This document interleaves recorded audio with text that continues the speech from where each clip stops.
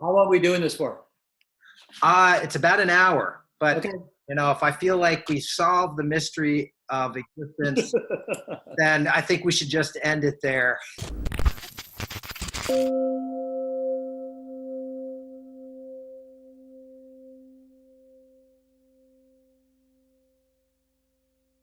I just wanted to get things going by, first I'll introduce myself. I'm John Horgan. I'm a science writer, and I've been yammering here on Blogging Heads TV and Meaning of Life TV for, more than 10 years now. And I have a really special guest today, the philosopher Owen Flanagan. And Owen, I just wanted to explain a little why we're having this conversation. I've known you since the early '90s. That's when I first met you at a consciousness conference. You're a major philosopher of mind, and I talked to you there, and I started reading your stuff about the hard problem of consciousness, and then I ran into you again in, I think it was 2002. It was sometime about 15 or 16 years ago at Esalen, the new agey hippie. I don't know what to call it anyway. It's got hot tubs. It's in this beautiful spot, Big Sur, right on the California coast, and we're supposed to think about deep questions there. We were at this little workshop on evolution and consciousness, or evolution and something, and I just sort of asked how you were doing, and you told me this extraordinary story involving your marriage had broken up, and some very difficult things had happened to you because you had a brain tumor, among other things, and I had a reaction that embarrassed me later. But my reaction at the time was, oh my God, Owen, this is incredible material. A philosopher of mind gets a brain tumor. You can write about yourself from the first person perspective. You can write about free will and consciousness and all these other things. And your reaction, as I recall, was, yeah, I don't really want to do that. It's certainly not now. This materialist, this stuff is still a little bit raw. Maybe sometime in the future. So then jump ahead to 2015, and I had just been to a workshop on consciousness at which I heard Christoph, I'm going to call him Koch. I never know whether it's Koch or Coke or Cock, or I'll call him Koch. And he was advocating a theory called integrated information theory, which implies that panpsychism is true. Consciousness pervades all of matter. And I was thinking, what the fuck? What's going on with this guy?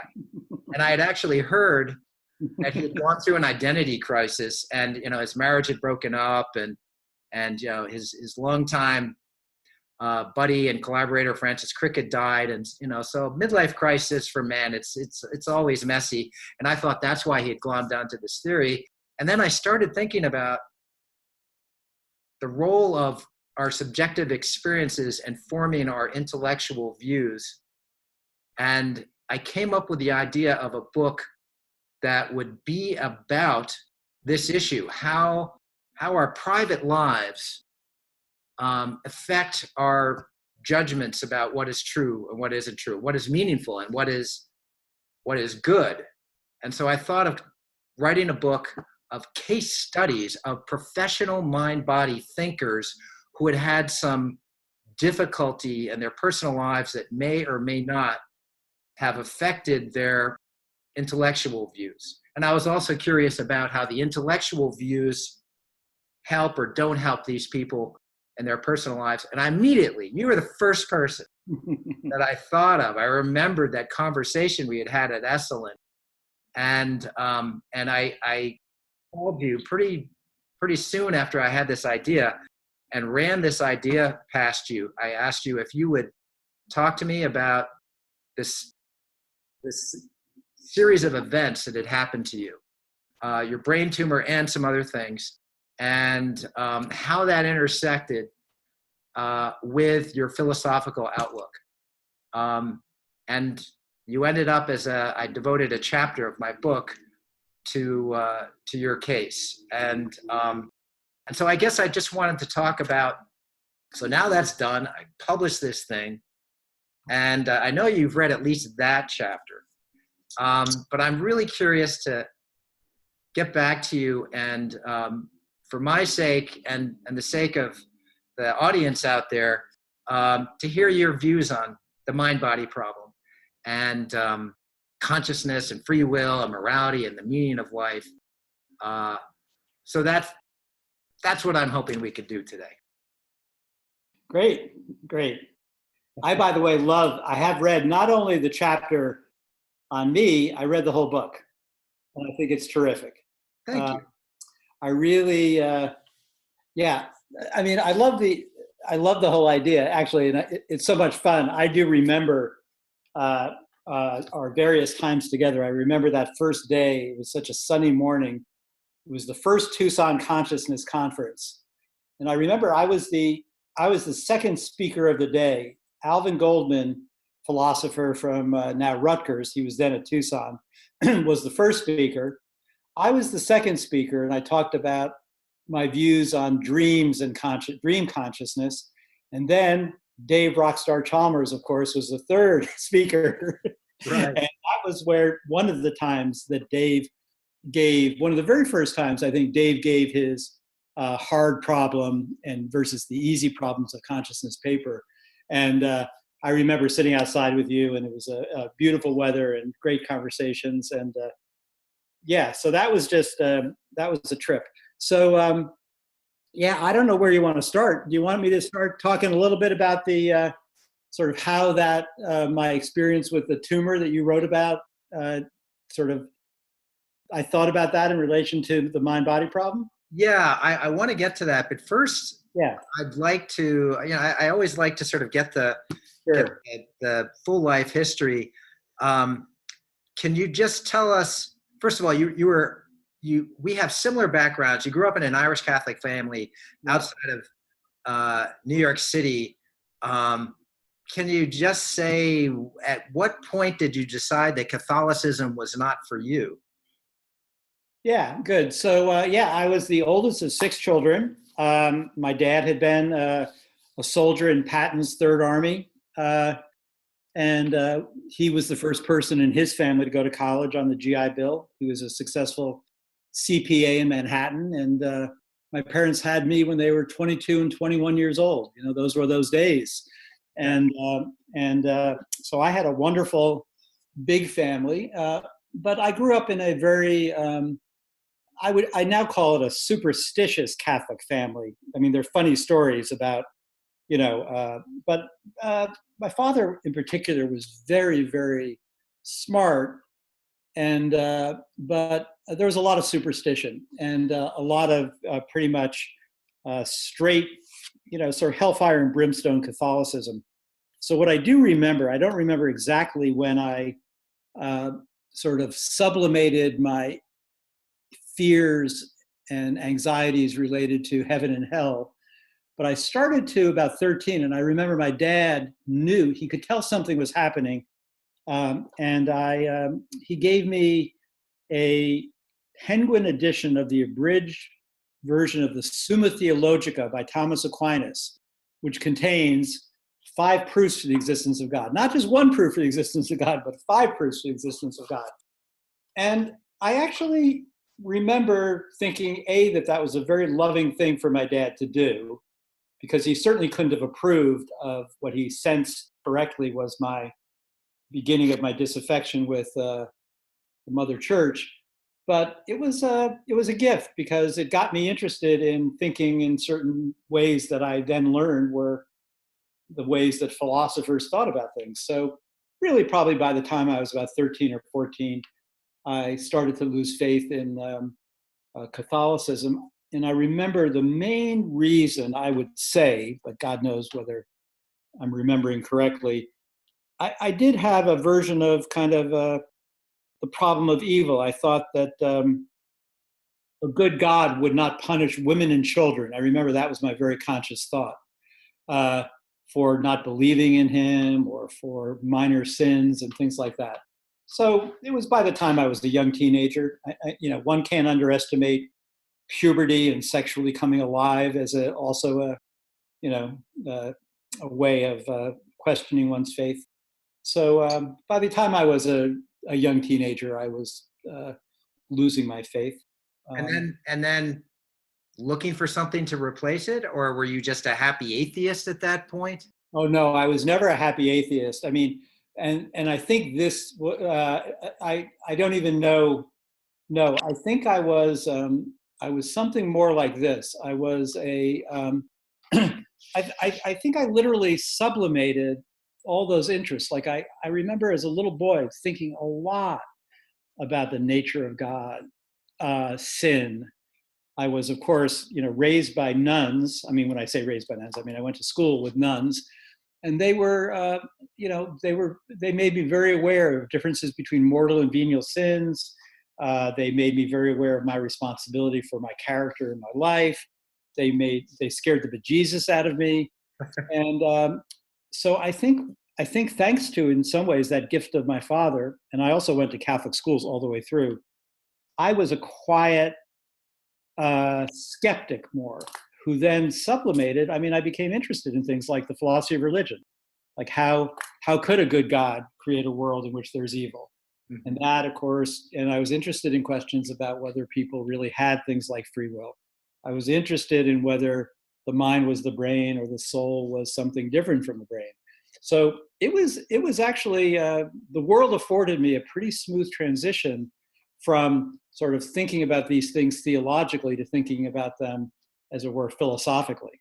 And so I was not a real atheist.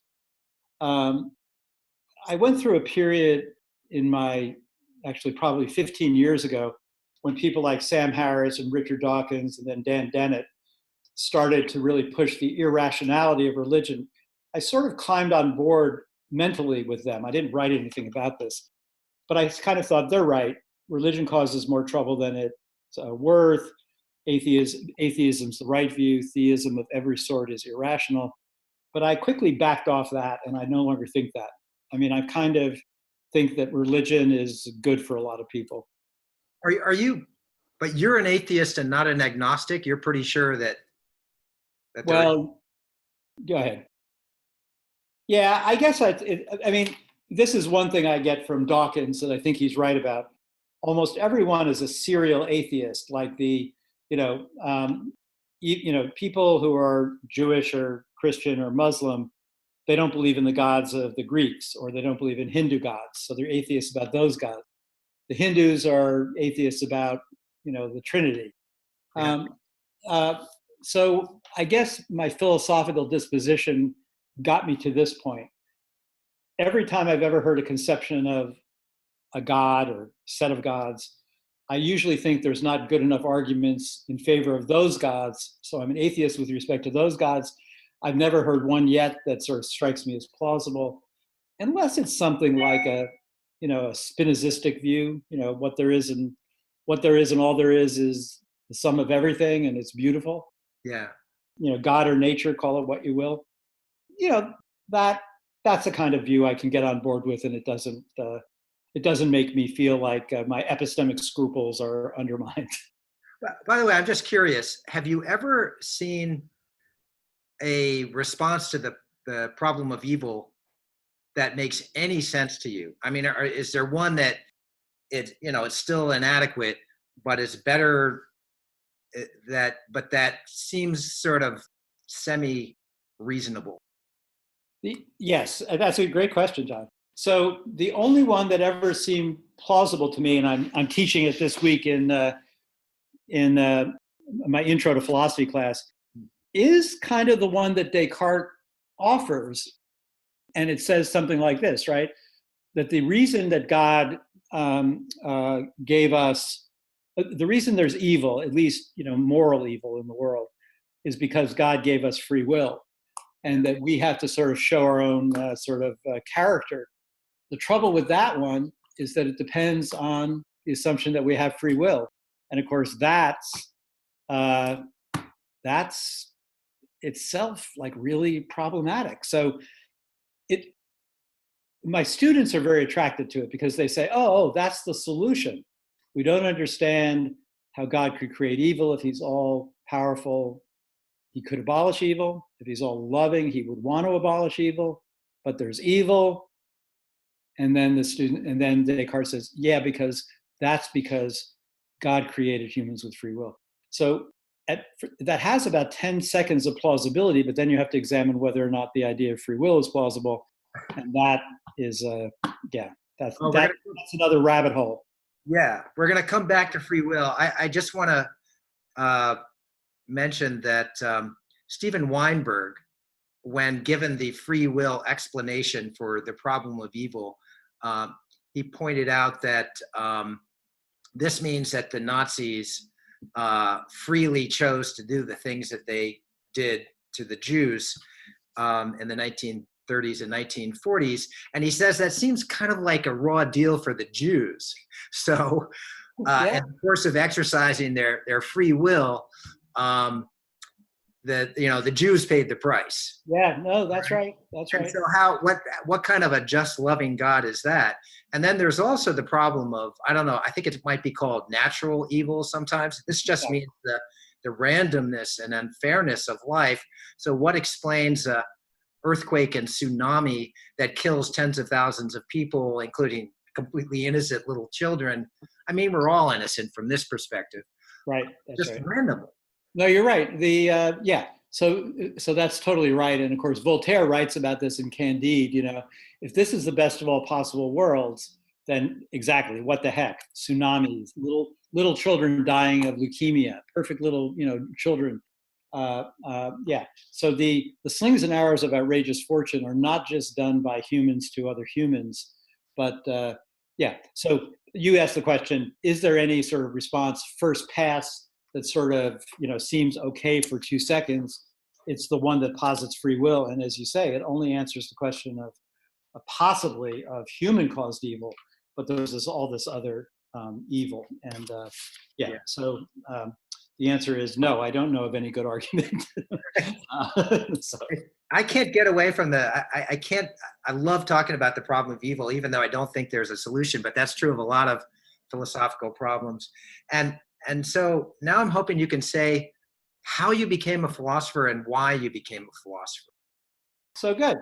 Yeah. So I, part one of the story, and I'm sticking to it, is just that I was this little boy overwhelmed by, religious curiosities, religious superstitions, surrounded, as far as I knew, the world consisted of three kinds of people: Italian Catholics, Irish Catholics, and Jewish people.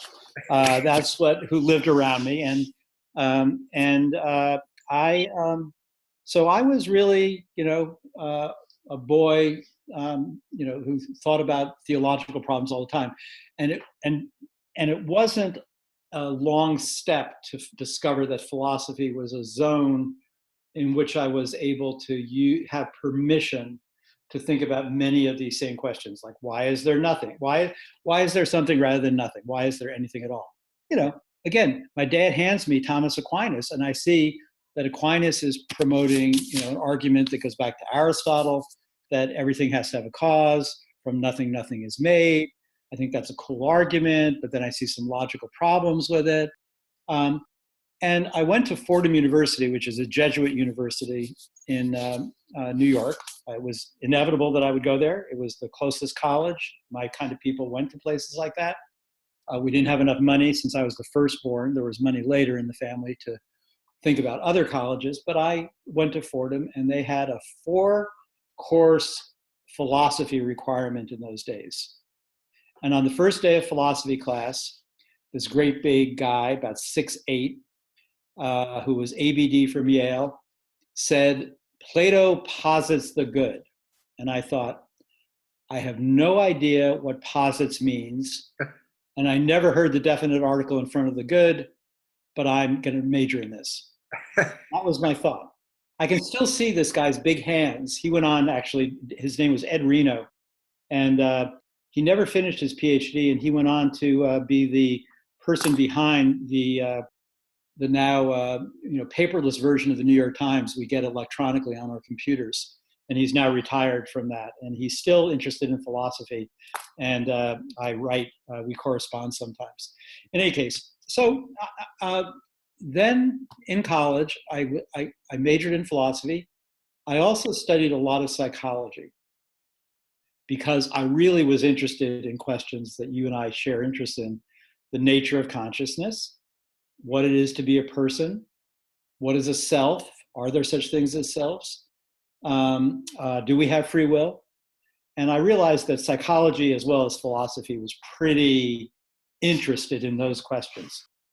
So I thought in my senior year of college of going on in psychology briefly. But in those days, psychologists did a lot of stuff with rats. And I just don't go for rats. And I correctly assessed myself as not being the kind of precision thinker to be a good experimental psychologist. Mm-hmm. So I then went on to graduate school, and my area was philosophy of mind, philosophy of psychology. So that was really, how I got there. I'm just curious, from the beginning of your career as a philosopher, what did you think the end of philosophy was? And I mean, I guess kind of the purpose as well as what its eventual destination might be. Did you think that philosophers could actually solve some of the problems that they'd been arguing about for millennia? Yeah, really good question. One, I don't know how carefully I've ever thought about the question formulated that way. I do remember such things as this. I remember being a graduate student, and one of my senior professors, like he was 50 years old and I was 23, he said, I have a theory about that. I don't even remember what that was, but I thought, holy shit, how do you ever be old enough to have a theory about anything? So I do think that indicates to me that I probably accepted the fact that philosophy was more like just using your critical intelligence to wonder about things, and that it taught you some good critical thinking skills, and also that you got to learn about how smart people in the past had thought about the human predicament. I don't think I thought that these problems were solvable, although I eventually came to think that there are some good positions to take on philosophical issues, more plausible than not to take on philosophical issues, such as, for example, my views about that, consciousness somehow or other is a psychobiological process of embodied beings. I mean, that just seems to me, all things considered, to be the most plausible view. It's a philosophical view. But the other thing I thought about philosophy was I didn't have any sense whatsoever that I could ever make a contribution to philosophy except being a teacher. And in a small way, I still think that. I think that, this is just an aside about the sort of current state of academic life, but I think that almost all young people now think that they're going to write startling good stuff that's going to be, change the world. And I think most of us should think, we're duffers. Sometimes a student says to me, Professor Flanagan, who are the great philosophers today? And I say, it takes us 2,000 years to figure out if you're even good. So Plato's good and Aristotle's good. I don't know. As for the rest of us, we make our small little contributions to a conversation and maybe help young people to understand where our culture and our thinking has come from, how we're trying to figure out how to live a good human life. So I still think I think more of my role as a teacher than as a person, providing solutions to philosophical problems. I think that modesty is actually quite rare in philosophy. And maybe it's because some philosophers sort of feel that they need to have this great confidence that shades into arrogance in some cases that I've got in mind right now, and I'm sure you can imagine who I'm thinking of, that to take on the big problems. All right, I'm going to try to solve something that Aristotle and Plato and Aquinas and Kant and none of them really got the answer, but now I'm going to get the answer. the hubris, and just through pure thought, not Right. by constructing some experiment with a bunch of other people. Right. So it seems like this paradox in philosophy that, of course, it requires skepticism, which you should apply to yourself, and doubt, which you should apply to yourself. But then with the arrogance to think that you can figure this shit out once and for all. Yeah. No, I think that's right. I think these are part of the, the kind of hubris, though, you see, and I think you're right about that. It's partly just part of the sort of sociology of knowledge. I mean, I think, the one big change I've seen in my career, this is a little bit off what we're talking about, though, is that I think, I'm about to be 70 years old, so I've been at this for a long time. And I think that it used to be the case that philosophers, every philosopher now has to publish a bunch of stuff. And I read tenure cases all the time. Now, what do? Well, Dave comes along, for example, Dave Chalmers, our friend, and Dave says there's a really hard problem of consciousness. Well, he finds a new way of saying something which everybody knew for thousands of years, and it's great, and it gets everybody excited and enlivened. But then what happens is all the young new professors have to publish 6 papers in which they also say there's a really hard problem of consciousness. And then they think they're saying something new and significant, but they're just engaging in sort of epicycle sort of, utterances that take up, that trees get cut down for. And then other people have to spend time saying that they're pretty good papers on the very same question. And then everybody thinks that they're making a contribution, and they're not making a contribution. It's just repetitive noise from people who are gaining excessive amounts of confidence that they're saying something. I think you've just provided an analysis of the problems of all of academia, including science and the humanities. I want to get back to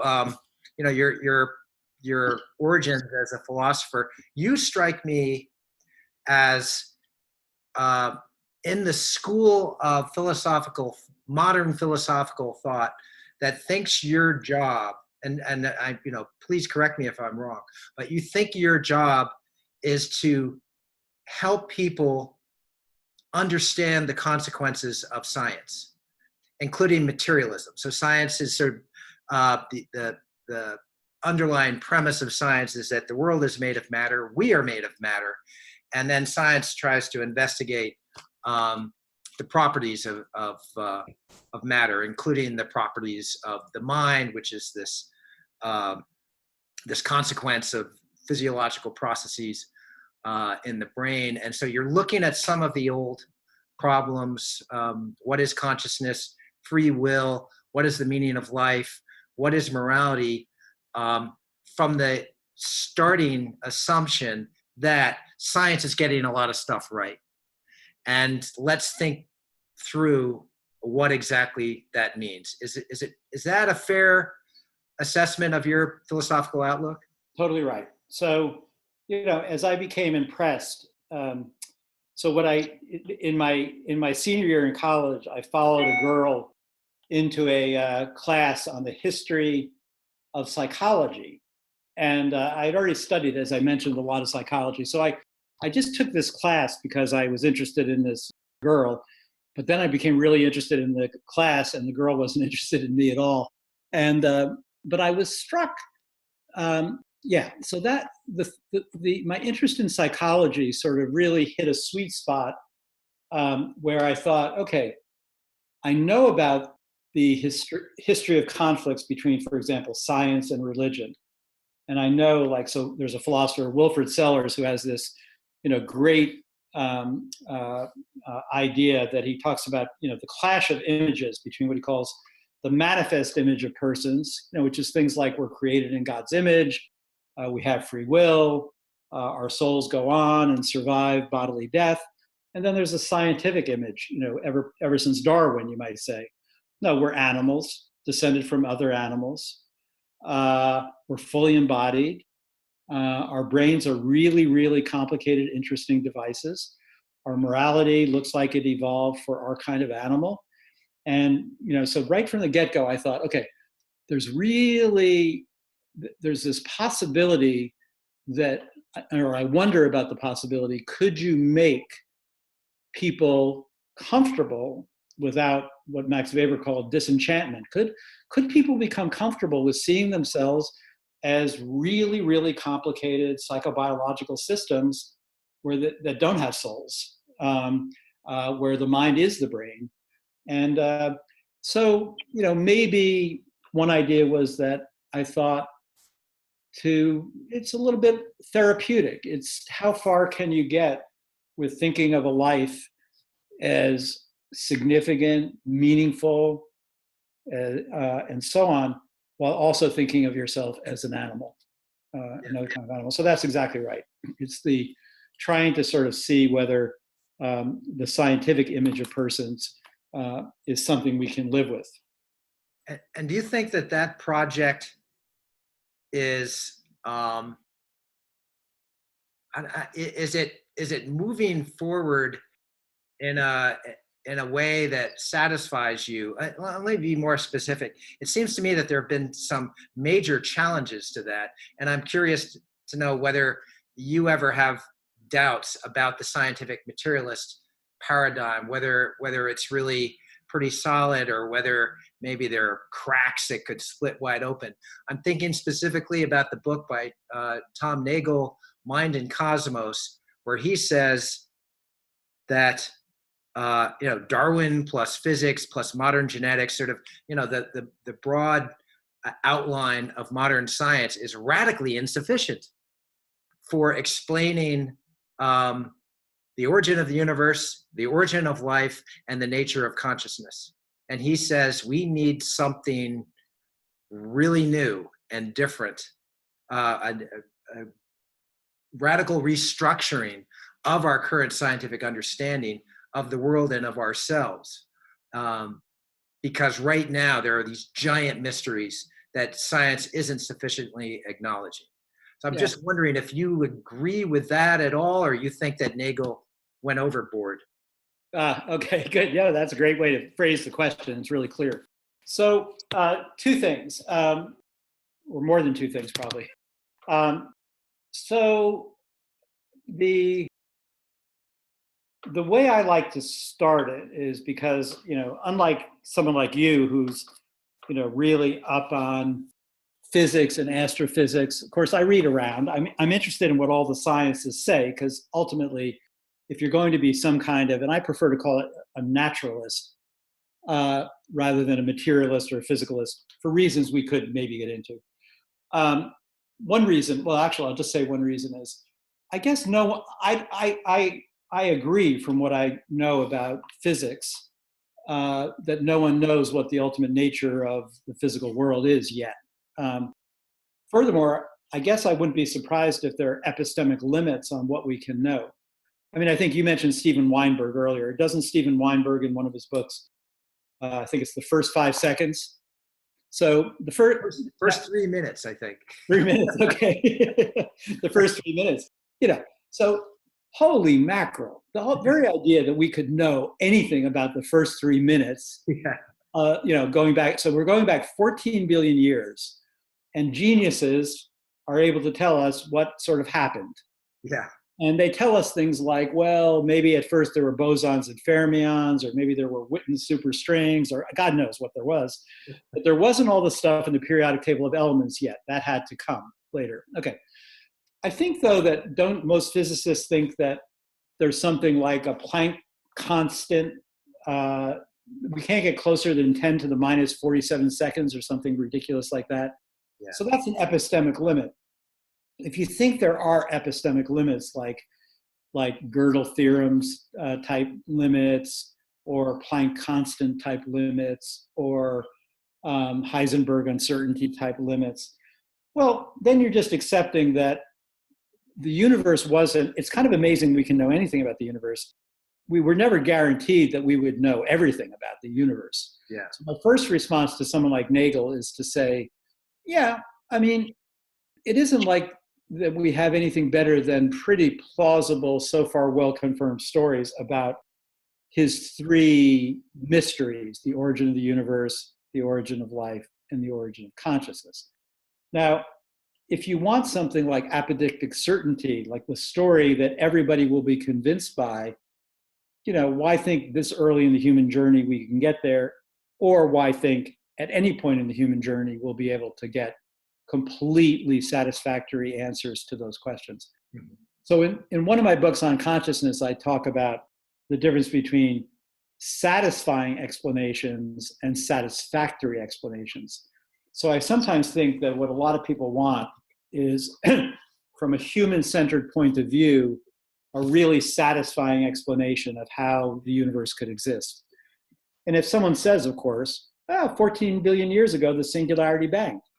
And you say, okay, well, how did the singularity get there? And you say, oh my God, here we go. And then, then you go down that hole.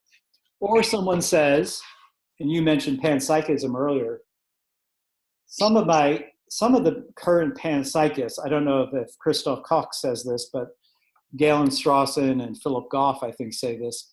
They say, well, we have a completely satisfactory explanation about how life emerged, say 10 billion years after the Big Bang, but no one has been able to explain how conscious life emerged. Well, the response there is to say, no, we don't have a completely reductive explanation of how life emerged. We have, various kinds of stories that are more plausible than the alternatives about how life emerged. And, I think if you're going to go panpsychic and say, well, we have no explanation of consciousness, therefore we need to posit that it always existed, then I think you need to say the same thing about life, and you should be a vitalist and think that everything was alive, including the singularity that banged. Yeah, thank you. By the way, I'm so glad you made that point, because I don't think a lot of the panpsychists acknowledge that the implications of panpsychism also suggest that vitalism is true, that life, in a sense, was there from the first moment of the Big Bang. I agree. And one of my closest friends and the people I admire more than almost any other philosopher in the world is Galen Strawson. And I say this to him and he says, no, we have a completely reductive explanation of life. And we just don't. Oh. We just don't have that.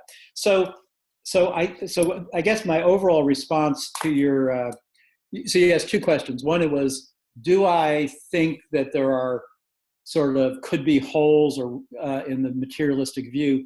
So I think, at least speaking locally, like that is, instead of like about the whole universe, I often think this way. I think, well, forget about whether we can explain, the origins of the universe yet.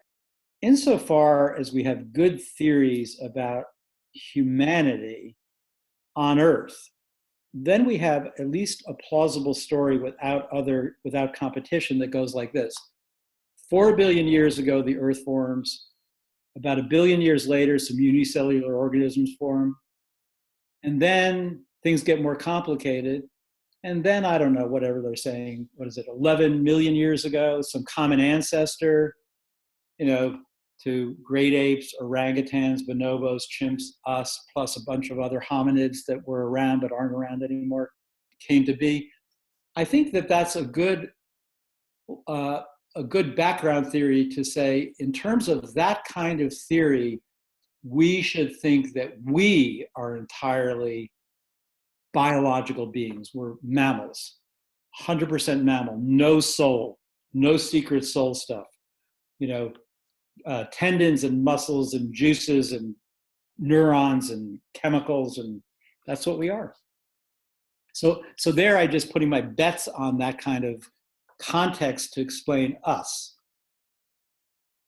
Then I leave to greater minds whether or not we understand the beginnings of the universe. I don't know. Let me just ask, it seems to me that the twist in your outlook is that you are, I guess I can't call you a Buddhist, but you're really interested in Buddhism. Yeah. By the way, I wanted to hold up some of your books. I've got a whole Owen Flanagan collection, and this isn't even all of them. I've got some at my office. Here's your most recent book, The Geography of Morals. We got to talk about morality at some point. There's too much to talk about, Owen. You're a philosopher of too many things. The Problem of My Soul, which is still my favorite of your books because I think you wrote it specifically for non-philosophers. It's very, very accessible. The Really Hard Problem, which is your wonderful phrase for the problem of life's meaning or purpose. And of course, you're playing off the hard problem, Dave Chalmers' phrase to describe the problem of consciousness. But then also the Bodhisattva's brain. So this is a book about Buddhism. And it just seems to me that Buddhism, at least originally, or if you go, or certain kinds of Buddhism are not compatible with a strict naturalism or materialism or whatever you want to call it. So I just wonder if you can talk about that. Have you had any experiences?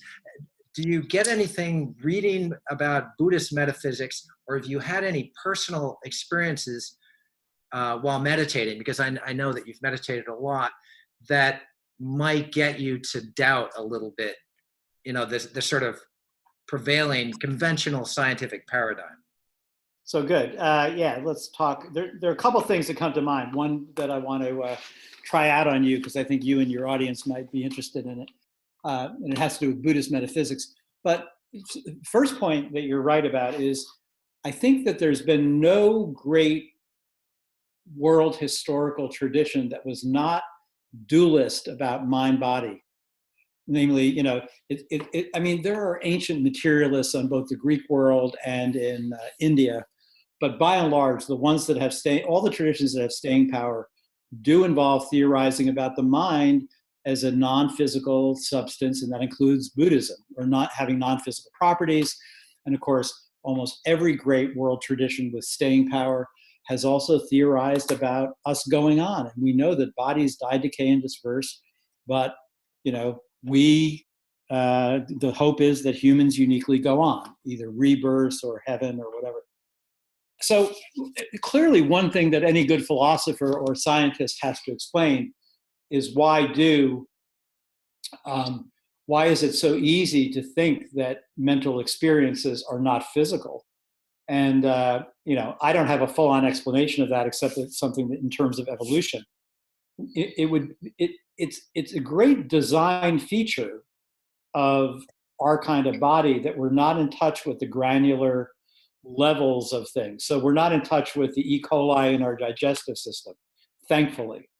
We're not involved with like which areas of visual cortex are involved with my looking at you on the screen, or if I have a hallucination due to psilocybin or LSD, or in meditation. We do know that there sure looks like there's stuff going on at a really fine-grained level that is subserving those experiences, but the experiences themselves do seem, and I think this is plausible, to come to us without having any neural texture in the case of experiences, any atomic structure in the case of experiences, any biochemical properties in the case of experiences. I just think that the best explanation of that is that it's a fantastic design not to give us all that information. It's a little bit like, all you need to know from your car is that there's gas in the tank. You don't need to know anything about the low-level properties of the gas. Yeah. And I think so. So I think that's, I don't want to say Mother Nature played a trick on us. Mother Nature did a brilliant design on us. But so you're right about that. So basically, my own philosophical views are that, the world is changing. We now have reason, independently of experience, to think that experiences are natural phenomenon, in our case, caused by roughly interactions of this kind of organism with an external world, and we're getting to know better and better the biochemical properties. In fact, here's a prediction I would make about the hard problem. I think the hard problem goes away over world historical time, just because people come to accept more and more, as they do thanks to, say, the Tuesday New York Times or Scientific American blogs or whatever, that neuroscience is the location in which we're figuring out how the mind works. And people just get used to that. Yeah, go ahead. I'm going to object. This is a really important point. Yeah. and this was something that I have tried to convey in my book, and we talked about it a little bit, but sort of tangentially when I visited you in North Carolina. I think that, I mean, you're right. It's quite possible that socially, the public, anybody who cares about such things, will think that science is solving or has already solved some of these great mysteries.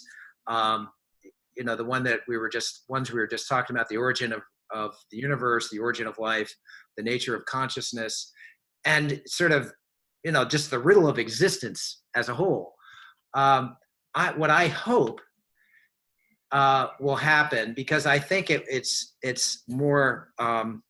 more accurate outlook, is that we will move toward realizing how little we know, and becoming more and more mystified by ourselves, by the nature of consciousness, by all the things that come under the umbrella of the mind-body problem, by the origin of the universe. In fact, I think right now, this is one of the reasons I decided to write my book, that there's a crisis in consciousness studies. There's a crisis in philosophy of mind and neuroscience that's leading otherwise sensible people like Christoph to seize upon panpsychism and start talking about it as a serious viable theory. There are some crazy things going on in theoretical physics right now with the fascination with multiverses and sensible people talking about the possibility that we live in a simulated universe and all this kind of shit.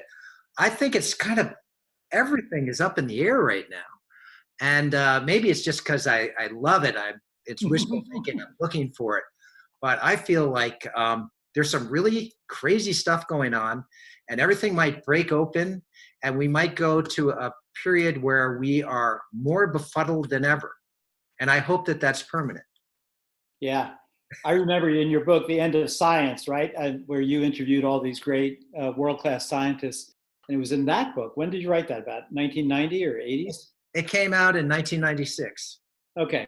Yeah. So there was a lot of confidence of the sort that maybe I just unfortunately expressed.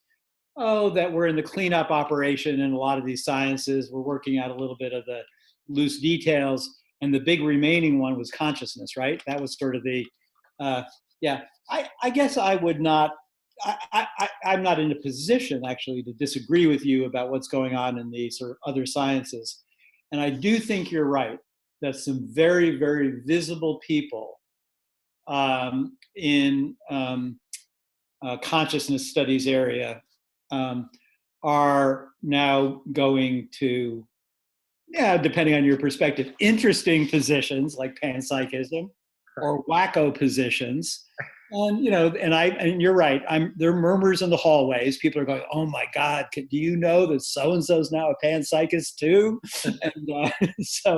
And I guess what my point maybe is just a smaller point. It would just be something like this. Forget about, if you just ask, I think most, certainly in neuroscience, and to a point, philosophers of mind, at least what I'm calling locally, not in terms of solving these big global problems about where did consciousness come from, how could it possibly have emerged, at least locally, I think many, many people are more and more comfortable with thinking that the mysteries of the mind will, in some sense, we're beginning to explain some of them in terms of understanding what's turning out to be what is still terra incognita, namely the way the brain works and all its biochemistry.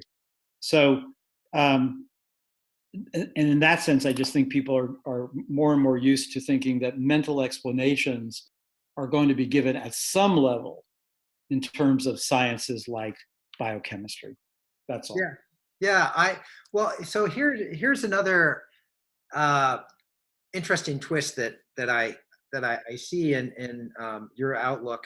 So in Geography of Morals, which you were still working on when I interviewed you back in 2016, then it came out a few months later, and I read it, and you're sort of it's it's a wonderful work of sort of philosophy and anthropology. You're kind of going around the world and looking at all the strange moral customs of people and trying to make sense of it all, and looking for core principles and noting the divergences, and trying to reach some conclusions. And some of the context of this, of course, is ethical philosophy, which I see as a series of sort of construction projects. Like Kant tries to build this very elaborate ethical system, and then Nietzsche and other people come and just demolish it. And this has happened over and over again. And you're aware of this, of course. And so the conclusions you're drawing are pretty modest. But I saw that modesty as a philosophical conclusion in itself. And it seems to me that both in this book and throughout your writing, there is a kind of tentativity and modesty, or even humility, that it, to me, is the appropriate philosophical outlook. And, you know, I actually, in the chapter on you, I have a term called negative philosophy that I coined for all I know, somebody else has used the term negative philosophy in the same way or in other ways. But by it, I mean philosophy not aimed at constructing claims that we then believe in, but demolishing claims and countering our certitude. Humans, part of our design is that we just want answers. We're desperate for answers. Religion is a consequence of this. Science certainly is. Philosophy is. And sometimes this yearning for certainty has really terrible consequences. So one of the great contributions of philosophy, and I think now it's more important than ever, to my mind, is instilling doubt in us, and especially self-doubt. And you even say at some point in your book, you're saying, you know, how should we teach this to our children? How should we convey these things that we're thinking about? Mm-hmm. And you say, doubt yourself. And I love that. I think of that as your fundamental philosophical outlook.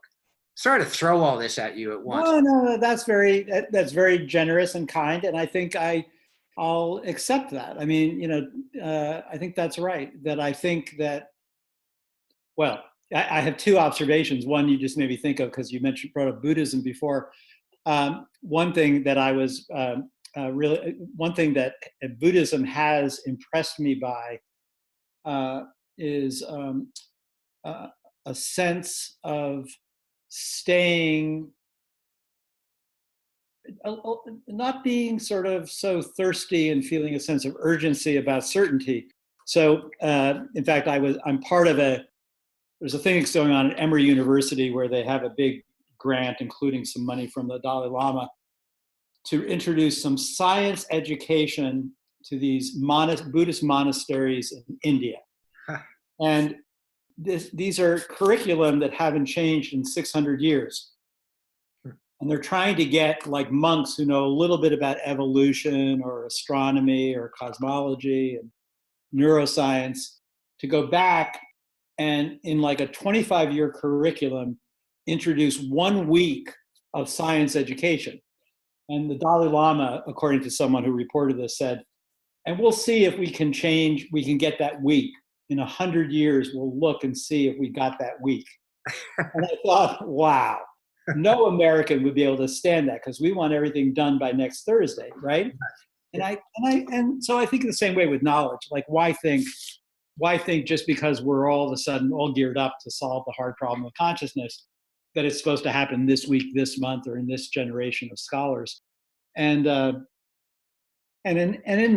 taking that over to the moral sphere of life, I think that a lot of the problems that we have in politics and ethics are by people being overconfident that they hit upon the solutions to such things as how to live a good human life. Right. And too many alternatives out there, and there are too many other people who are confident about their own ways, and therefore doubting oneself and a kind of humility does seem to me to be the right attitude to take. Yeah. it's back to that professor who said, I have a theory. And I thought, well, I'm not old enough yet to have a theory.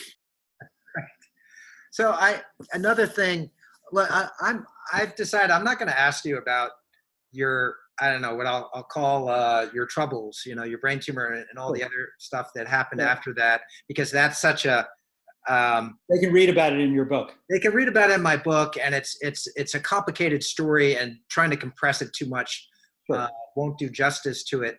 But you went through some tough times, and I just wonder if you can talk about, I don't know, the constellations of philosophy, or what can philosophy. Let me back up a little bit. Socrates, I thought, talked about philosophy as something that should have direct practical consequences for how you live your life, how you conduct yourself, how you see yourself and other people. It should lead to wisdom. You should be a more competent person and a nicer person, as defined by Socrates, of course. And I wonder, and one of the things that I'm curious about is whether that's true, whether philosophy really helps you to live your life. And if so, how? So I'll ask you this both as a personal question and as a more general question. Yeah, it's a really, really good one. I guess I would say this, just as, so there's, I don't know how to answer the question, because after all, I only have this like one life that I've lived, and I've lived it as a philosopher. And so kind of the way I am is the way I am. I will say this, with respect to two of the problems that you and I are really, really have always been interested in and shared a lot over the years, in terms of issues of consciousness and free will, let me just say that. Some of what you called my troubles, so let me just, maybe I will say just a little bit about that. Philosophy did have consequences for how I thought about that. So one story, you know the story, but I'll just tell it for your listeners. So I did a lot of stuff with brain altering substances over the years, and some of those brain altering substances, marijuana, say, which I smoked every night religiously in college, but only after I did my homework. I love those experiences. I treasured those experiences. I go back to those experiences. And I was very aware then that I was altering my mind through biochemistry, shall we say. And later on with alcohol, I was also very aware that I was, so in some ways, that did reinforce and encourage a kind of naturalistic view I had of myself. I basically saw that tampering with physical substances and mixing them with my body did interesting things to my consciousness. Then there was a time that I've told you about in the book where I once was given medication by a doctor that they won't give to people anymore because it causes this kind of problems. Well, first of all, when I had the brain tumor, the pituitary tumor, I was immediately aware of the phenomenological effects, which then were explained very carefully by the doctors, because the kind of tumor I had caused testosterone levels to go down, which I had independently identified because I had no libido, and also prolactin levels to go up, which I identified by some weight gain. And so that, if anything, like reinforced my materialism about mind. I'll just put it that way. Yeah. So that was also when the doctor gave me this sort of drug, this mixture of drugs, Wellbutrin on top of Prozac. This is an advertisement to your audience. Don't ever take them together. It produced a hypomanic state, which you describe as me being bulletproof, or maybe I described it to you that way, but that's a good way to put it. Well, I was also just completely aware that that was by ingesting substances that my personality almost changed overnight. So in some sense, all that stuff just reinforced, I don't want to say it's like good evidence, but it reinforced my view about myself as like radically embodied, very, very sensitive, possibly overly sensitive to introducing chemicals, and I can change things on a dime. doing things that way. And of course, that made me, if anything, more and more perplexed about the questions like, do I have any agency or free will whatsoever? Yeah. That really, now you might, so then, but you asked about consolation. All that was sort of, that wasn't consoling. It was just kind of like, holy mackerel, So I am a material being living in a material world. What next? I mean, it didn't really lead to any consolation. So maybe that is more of an answer to your second question. I basically think that being philosophical, whereby that, I mean something like being a critical, reflective human being is a pretty good way to be. I don't know if the discipline of professional philosophy for either the philosophers or the students of philosophy really reliably leads to like living a better human life. I guess I remain skeptical about that. I don't see it, and I don't see that, in myself or my colleagues that we're more sort of refined or better agents or more moral or, so I wish I could say it makes us better, but I don't know. I just going back to your, your experience with having a brain tumor and then various medications, and that reinforced your naturalism, which, seems to be sort of the obvious conclusion from that. And yet, when we talked about some of the consequences of those events, you were, you did some things that you felt bad about, and in your marriage and so forth, and I kept sort of giving you the chance to let yourself off the hook, and you didn't. So it seemed to me that there was a split there between what you felt intellectually or as a philosopher and what you were feeling emotionally, where you still felt shame for some of the things that you'd done. And so even though, from my point of view, you had some of the best excuses of any man I have ever known, but you still felt responsible in some way for some of the things that you did. So I just wonder, have you resolved, is that still a tension in you, or have you resolved that now? Yeah, no, I haven't resolved it. I mean, this is where I sometimes think, common sense is better than,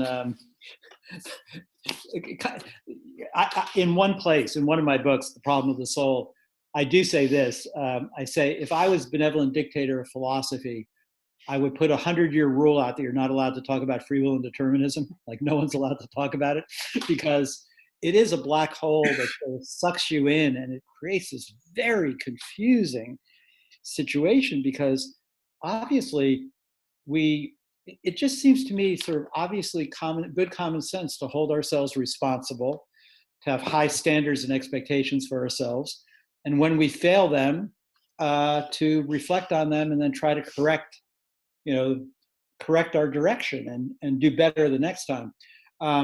The tricky question is, can we do all that without us, thinking of ourselves as having libertarian free will or something like that?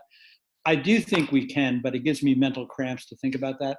So I just totally accept that either in virtue of being a member of the species Homo sapiens, or possibly just being raised as in the kind of environment you and I were raised in, that I was introduced to guilt and shame as very, very good, reliable vehicles to control some of my antisocial or animal impulses. And they kind of work to a point. Is that compatible with believing that, we don't have free will? I don't know. That is one that I'm more confident that we can understand consciousness naturalistically than I am about a naturalistic solution to the problem of free will. You know, Ed Witten, the string Sure. theorist who some physicists say might have the greatest mind for physics of anybody who's ever lived, greater than Einstein, greater than Newton. Yeah. Other physicists who tend to be pretty snarky when talking about each other talk about Ed Witten with awe. And he said a few years ago that he thinks that that solving the question of why there is something rather than nothing, solving the problem of the origin of the universe, it looks really, really hard, but he thinks a solution is at least conceivable. He said that the problem of consciousness looks much harder than that. He doesn't see how a solution to the problem of consciousness is even conceivable. Fascinating. Fascinating. Yeah. Well, I do think that, I don't share his skepticism. It's always interesting to me, like every once in a while, I remember about 10 or 15 years ago, I met this guy who was an economist at Harvard. I won't say his name, but he's a household name. And he said, "Oh, you're Owen Flanagan. You work on consciousness. That's a really hard problem." And I thought, it's kind of cute and adorable, but it would be like me saying to the economist, "Oh, I don't know, the trade balances or imbalances are a really hard problem." I mean, part of me thinks that, well, the people who get to decide whether a problem is how hard it is probably are the people inside, research programs that are chipping away at it. And Ed Witten at his kitchen table in Princeton, let him worry about superstring theory. And, it's amazing that he thinks the why is there something rather than nothing problem can be solved. I just think when I hang around neuroscientists, there's a kind of there's a confidence that they're doing something that's helpful to explaining the problem of consciousness. I guess that's all I'd say. Yeah. We're getting pretty close to the end. It seems to me that since you're just mentioning neuroscience and consciousness, one of the wild cards in neuroscience research is the possibility of neural prosthetics that can radically alter our consciousness. Yeah. That can alter our emotional landscape. I'm really curious about the possibility of prosthetics that can eliminate fear, or we can, sort of dial down fear as much as we like, and experiment with different psyches that can boost memory, all this kind of stuff. Christoph Koch has just recently called for a national crash program developing neural prosthetics so we can keep up with super intelligent machines. Yeah. So, Yeah. It seems to me that whatever happens with our solutions, intellectual, philosophical solutions to the mind-body problem, who knows what these applications of neuroscience are going to do to us, and possibly break the whole notion of what it means to be human wide open, and therefore make obsolete a lot of our notions about ourselves and our relation to each other and to the physical world. So I just wonder if you have any thoughts about that. Oh, it's fantastic. I'm very, like you, I'm very interested. There's, we both know, we've talked about this over the years. I mean, there's really interesting work being done now. Just start with, Michael Pollan's new bestseller book on changing the mind. And he wrote that article in 2015 in the New Yorker about this interesting, research. This is not actually building in, well, it is prosthetics because it's changing us. Using on psychedelics. Psychedelics like psilocybin research at NYU and Johns Hopkins on terminally ill people, where it really looks, I've written some about this, I call these positive metaphysical hallucinations. People who are dying and are fearful and anxious, and they have 6 months to live, and they do these trips, and the fear and the anxiety are mitigated, and they say things like, aging hippies like you and I used to say, love is the answer, all is one. And they seem to believe it. Now, in what sense is it true that all is one or love is the answer? I mean, it's kind of bizarre when you think about it. How could that be true? Exactly true. But somehow this, what they call noetic confidence in these experiences, carry with them changes in how we live our lives and live the world. And then, of course, like you say, there's all this research going on. I even taught a few years ago, I taught a philosophy of mind course where I had the students read a really interesting book called Love and Sex with Robots, which is about this. And it's very interesting. This is by a very responsible, AI researcher in India, and in France, and he was following developments in Japan in particular. And, this is, these are kind of mind-boggling things. And then there's all this work on virtual reality. And like you say, having prosthetics to load up information and make us the smartest machines. Yeah, God knows where we're going with all this. And, this is where, people who are philosophically minded can be helpful in helping us think about the costs and benefits of doing these new things. Is it just for philosophers? Of course not. It's for just philosophically minded people to think about these things. And God knows where we're going next. So we will always need philosophers. Well, that's the good news, I guess. Okay. So we've been talking for more than an hour. So I guess I'll wrap it up now. And Owen, thank you so much for coming on, for being so candid, and I always enjoy talking to you, John. It's great. For being yourself. Maybe we get invited back to Esalen sometime soon, to the White House. Yeah. Let's try that. I would like that. I don't know. Those folks out there better than I do, I'm sure. But yeah, I'd be happy to go and talk about the meaning of everything, sitting in a hot tub with you under the stars. Fantastic. All right. All best. Thank you. Okay. Bye, Owen.